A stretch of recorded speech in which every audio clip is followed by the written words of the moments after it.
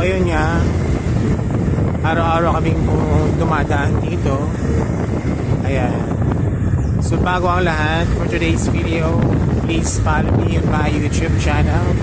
So lahat ng rides makikita nyo. Lahat ng mga katangahan ni Julius makikita nyo.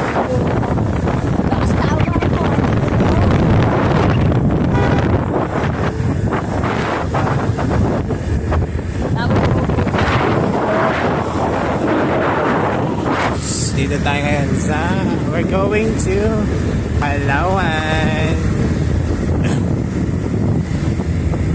Medyo hapon na kami nakaalis ngayon guys, kasi kumain pa kami ng halo-halo. Delivery kami ni Madam. Ayun. Sobrang sarap. Ayan. Kaya naman